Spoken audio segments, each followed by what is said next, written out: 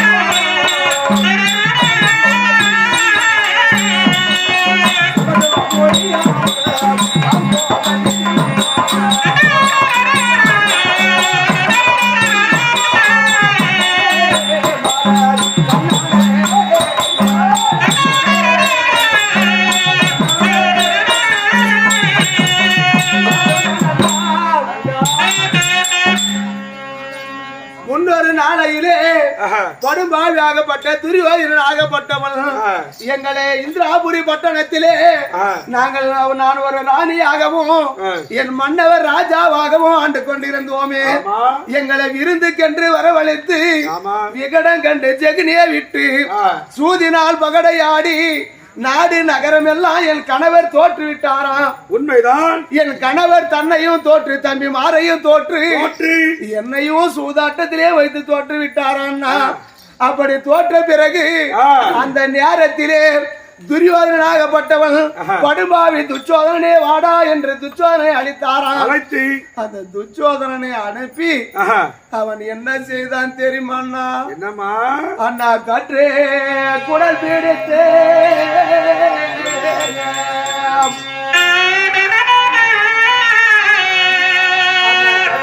குடல் பிடித்தோம் கண்ணெல்லாம் பெற்றெடுத்தோம்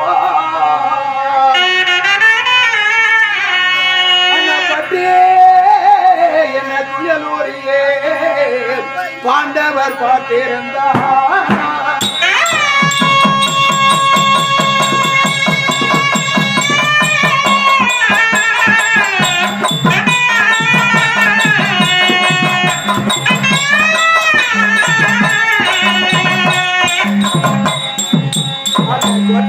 தனித்தகிரி கோவிந்தா என என்றே ஒற்றைய தனித்தகிரி கோவிந்தா உன என்றே மானோ யார் வேத காத்திட்டாரே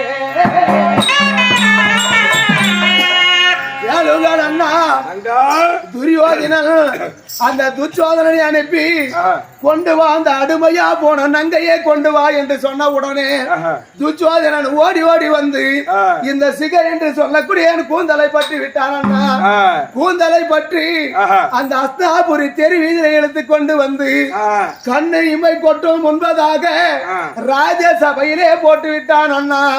அந்த ராஜசபையிலே குப்புற விழுந்து நான் எழுந்து பார்த்தா எனக்கு தொட்டு தாலி கட்டிய புருஷன்மார்கள் 5 ராஜாக்களும் 5 மலை போலவே நின்று கொண்டிருக்கிறார்கள். எனக்கு தைரியம் வந்துடுச்சுன்னா என்ன தொட்டு தாலி கட்டிய கணவர் இருக்கும் போது மாற்றான் ஒருவன் என்னை தீண்ட முடியுமா? முடியாது என்று எனக்கு தைரியம் வந்து விட்டது. அந்த தைரியத்தினால் ஓடி ஓடி சென்று 5 ராஜாக்கள் பாதத்திலே விழுந்து மன்னா என் மானத்தை காப்பாத்துங்கள், மாற்றான் ஒருவன் என்னை கைப்பற்றி தீண்ட வருகிறான். பாருங்கள் சுவாமி, உங்கள் மனைவிதானே நானு, உங்கள் மனைவியை மாற்றான் ஒருவன் தீண்ட வருகிற போது உங்களுக்கு கோபம் வரவில்லையா? பேசுங்கள் சாமி என்று 5 ராஜாக்கள் பாதத்தை பிடித்து மன்றாடி கேட்டேன்.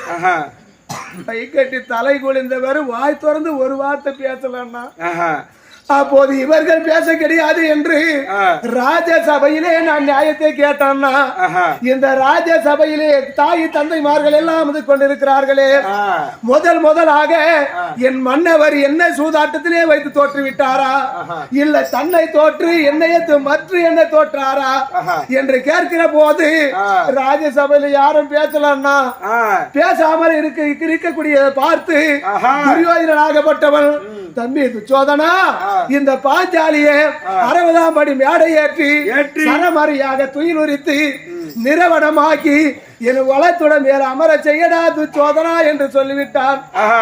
அந்த நேரத்திலே என்ன 60ஆம் படி மேடை ஏற்றி விட்டார்கள்.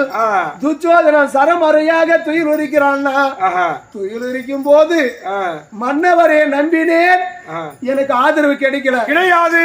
இந்த சபையில இருக்கக்கூடிய குரு பிரிவர்களை நம்பினேன், மானத்தை காப்பாற்ற முடியல. அவங்களும் பேசல. ஓ, தனக்கென்று ஒரு பலம் இருக்கிறது, நம்ம மானத்தை நாமளே காப்பாத்திக்கலாமே அப்படி என்று 2 கரத்தையும் என் மானத்தை இப்படி மூடிக்கொண்டேன் அண்ணா. மூடிக்கொண்ட பிறகும் என் மானத்தை என்னாலே காப்பாத்திக்க முடியலன்னா அந்த நேரத்துலதான் எனக்கு தெய்வம்ன்ற ஒரு நினைப்பு வந்துடுச்சு அண்ணா. எப்பவுமே கஷ்டம்னு வரும்போது தான் எல்லாரும் சாமியை கும்பிடுறது. பணம் இருக்கும், காசு இருக்கும், செல்வாக்கு இருக்கும், அதெல்லாம் இருக்கும்போது வந்துச்சுக்க சந்தோஷம் பார்க்கும்போது வழியில் போனாத அப்படின்ட்டு போயிட்டு வந்துருவான். அதிகமான துன்பம் வரும்போது என்னை காப்பாற்ற மாட்டேன் சாமின்னு அப்பதான் வந்து கும்பிடுறது. அந்த நேரத்திலே அண்ணா எங்கள் தெய்வம் எங்கள் அண்ணா இருக்கிறாரே, எங்கள் அண்ணாவே கூப்பிடலாம் என்று 2 கரத்தையும் மேலே தூக்கி கொண்டு கோவிந்தா கோவிந்தா கோவிந்தா என்று நான் அழைத்தேனே அண்ணா. என் பூக்குரலை விட்டு அழித்த உடனே மாயமாக வந்து மாலா துயர் அழித்து என் மானத்தை காப்பார்த்தனே கோவிந்தா. அப்பேற்பட்ட கோவிந்தன் அன்று நாளையிலே அஸ்தாபுரி பட்டணத்திலே அடே துரியோதனா, ஒரு நாள் மகாபாரத யுத்தம் நடக்க வேண்டும். என் கணவர் உன் வளத்துடைய முறிக்க வேண்டும். உன் உதிரத்தை எடுத்து இந்த கூந்தலுக்கு எண்ணெயாக தேய்க்க வேண்டும். உன் மார்பிலுமே பிடுங்கி இந்த கூந்தலை சீப்பாக வகர வேண்டும். உன் மணிக்குடலை எடுத்து இந்த கூந்தலுக்கு பூவாக சூட்ட வேண்டும் என்று நான் சபதம் வைத்தேனே அண்ணா. அந்த சபதமே முடியல. இன்று நாளையில் அத்தி நகர் போ சொல்றே, இது என்னன்னா நியாயம்? சபதம் முடியாது, எப்படி போறது? எப்படி என்ன போக முடியும்? தங்கா, நீ இருப்பது என்ன உருவம்? இது குறைச்சி. அதனால மிகுத்தாலும் மரத்து என்ன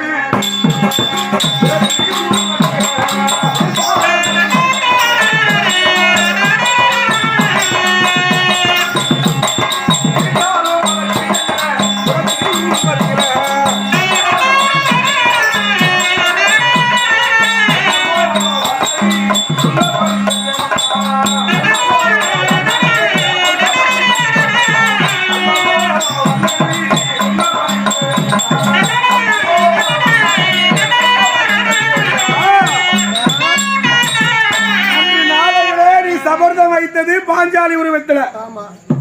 இப்ப இருப்பது குளமும் மாறி கோத்திரமும் மாறி ஜாதி மாறி இப்ப இருப்பது குறத்தி உருவத்துல.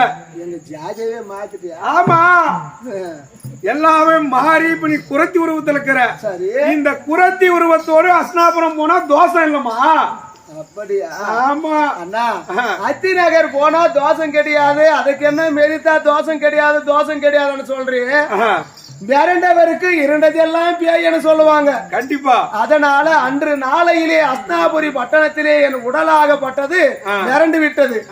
இன்று நாளையில் எப்படி என்ன அந்த இடத்துக்கு போனா ஐயோ அங்க பேய்க்கு இதோ வேணுமோ பிசாசுக்கு இதோ வேணுமோ அந்த பயம் பதட்டம், அந்த பதட்டம் அப்படித்தானே இருக்கும். தங்கா, அண்ணா உன்னை அஸ்னாபுரம் அனுப்பிச்சிட்டு நான் அங்கேயே இருப்பேன்னு நினைச்சியா? நானும் கூட வரமா? இது நல்லா இருக்குதுண்ணா. எப்படி நீ என் கூட வந்ததையானால் இவன் தான் கண்ணனும் இவள் தான் பாஞ்சாலி. அந்த பாஞ்சாலியை குறத்தியா மாற்றி இந்த கண்ணனை அழித்துக் கொண்டு இந்த நாட்டை மிதித்து விட்டானே. அன்று நாளையிலே நாம திட்டம் கட்டளை இட்டோமே, அந்த கட்டளை மீறி விட்டார்கள். அப்படி என்ன மறுபடியும் எங்களை 13 காட்டுக்கு ஓட்டிட்டு நினைப்பா? என்ன கொண்டு போய் நீயே மாட்டி விட்டுறியா? அப்படிதான் இருக்குது. நீயே கொண்டு போய் இவதான் பாஞ்சாலி என்ன காட்டி விட்டு நாங்க மாட்டி விட்டுற மாதிரி இருக்குதுன்னா அப்படியே இந்த உருவத்தோடு வரமாட்டேன். எப்படி உன் பின்னாடியும் வரமாட்டேன். உன் தலையில வைத்திருக்கிற பார் கூட கூட அந்த கூடையில வந்து அப்படியே உக்காந்துக்குமா? நானு இது நல்லா இருக்குதுண்ணா. ஏன்டா ஏமாண்ணா, எங்க அண்ணன் எனக்கு கூடையில உக்காந்துக்கிறாராம். தூக்கிட்டு போமா, பரவாயில்ல. எப்படியா கூடை பிடிக்குமா? கூடை பிடிக்குதோ இல்லையோ, ஆளு கொஞ்சம் சைஸ் கண்டிதான். அறிவு கேட்டவனே, அண்ணாக்கார சூத்துக்கு இந்த கூட பிடிக்காதமா பேசணும் தான் பேசுறே கை காட்டுறே. அண்ணா தங்கா, உன்னை இந்த கூடையிலேயே சுமந்து நான் செல்ல வேண்டும். ஆமா, உக்காந்துக்கிற கோடியில. ஆமா அண்ணா, முன்னொரு நாளையிலே அண்ணா பிண்டம் என்று சொல்லக்கூடிய பூமிக்கும் அண்டம் என்று சொல்லக்கூடிய ஆகாயத்திற்கும் விஸ்வரூபம் எடுத்தே அண்ணா. அப்பேற்பட்ட இந்த அண்ட உருவத்தை இந்த அடியால் நான் சுமக்குவனா அண்ணா? இந்த கூடையாகப்பட்டது சின்னதா இருக்குது. உன்னை எப்படி என்ன நான் சுமந்துன்னு போட்டோம்? தங்கா, இந்த உருவத்தோடு வர மாட்டேன். எப்படி எப்படி வருவேன்? எப்படி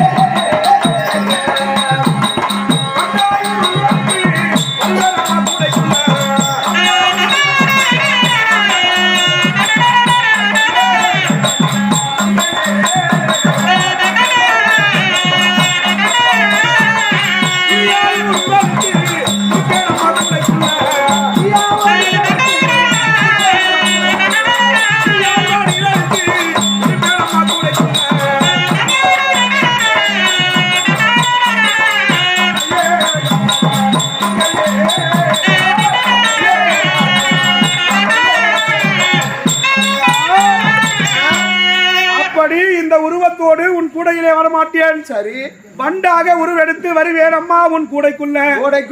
ஈயாக வடிவெடுத்து இருப்பேன் அம்மா உன் கூடைக்குள்ள. வண்டாகவும் ஈயாகவும் அது எவ்வளவு பெருசு இருக்கும்? ஆமா, வண்டுனா எவ்வளவுக்கும், ஈனா சின்னதா இருக்கும். அதனுடைய பலம் தான் உன் கூடையில இருக்கும். உன் கூடையிலே இருப்புமா நானு?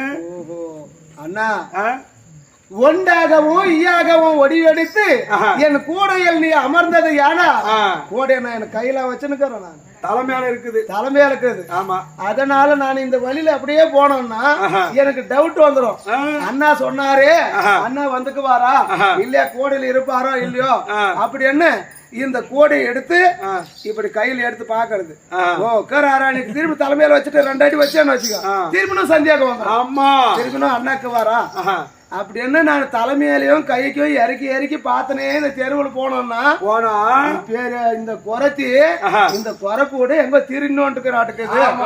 தலைமையில இருக்குதோ இல்லையோன்னு எடுத்து பார்த்து தலைமையில வச்சுட்டு போறா அப்படின்னு பாக்குறவங்க என்ன டவுட்டா நினைப்பாங்க. இது ஒரு சந்தேகம் வந்துரும். சரி, ஆனால் நீ கூடையிலே அமர்ந்து கொண்டு இருப்பது எனக்கு எப்படி என்ன தெரியும்? தங்கா, பெண்களுக்கு எல்லா பொம்பளைக்கும் சந்தேகம் தான். ஆமா. அதை தான் எடுத்து காட்டுகிறாய் தங்கா. அண்ணா. அப்படி நான் வந்ததே உண்டானால் ஆனால் எப்படி தெரியுமா? எப்படிங்க? ஆயிரம் மத்தியானம் ஊரை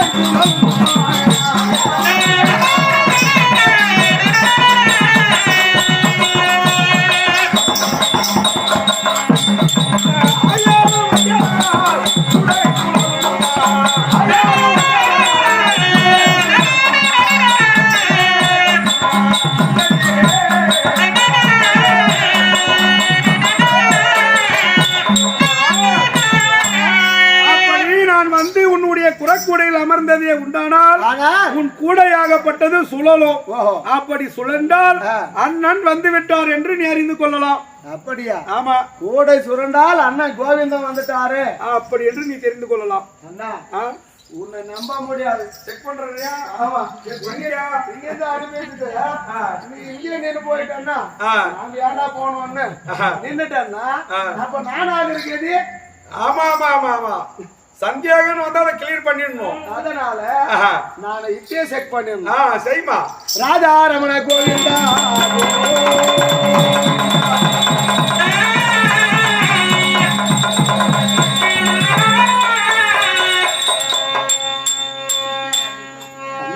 தங்கா கண்டிப்பா நீ காப்பாத்துவாங்க.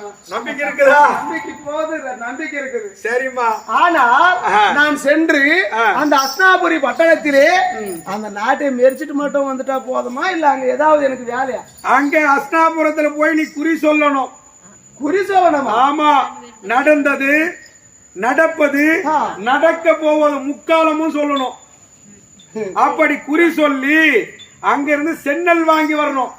அப்படி செல்லல் வாங்கி வந்தாதான் அதை விதைத்து ஓராண்டு காலம் அக்காத வாசம் நீங்க கழிக்க முடியும். அண்ணா அண்ணா நினைத்த கூறி தான் ஊருக்கே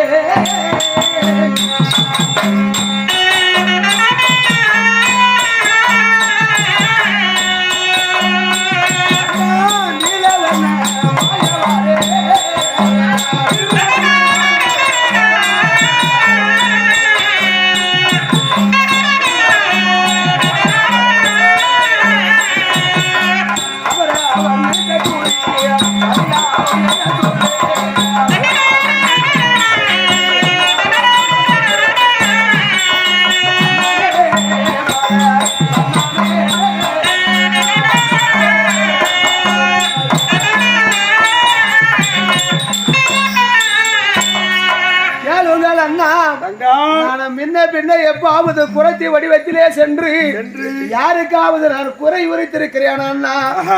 இப்ப குறைத்தியா வர சொல்லிட்டு நீ குறி சொல்லணும் தங்கா அப்படி என்று நான் அங்க போயிட்டு குறி சொல்றோன்னு யாராவது அவங்க கிட்ட அந்த பொம்பளை கிட்ட இந்த பொம்பளை கிட்ட போய் அவங்க மனசுல ஒண்ணு நினைச்சு நிக்குவாங்க. ஆமா.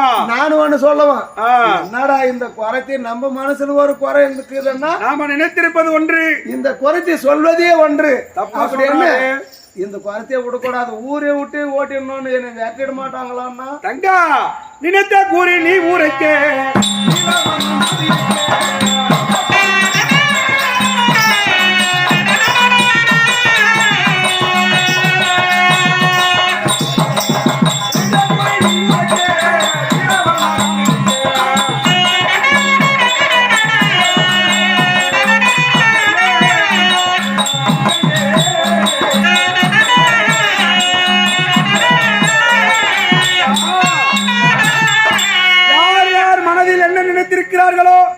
அவர் மனதிலே நினைத்திருக்கக்கூடிய குறி உன்னுடைய வாய் உதடு அசைத்தால் போதும்.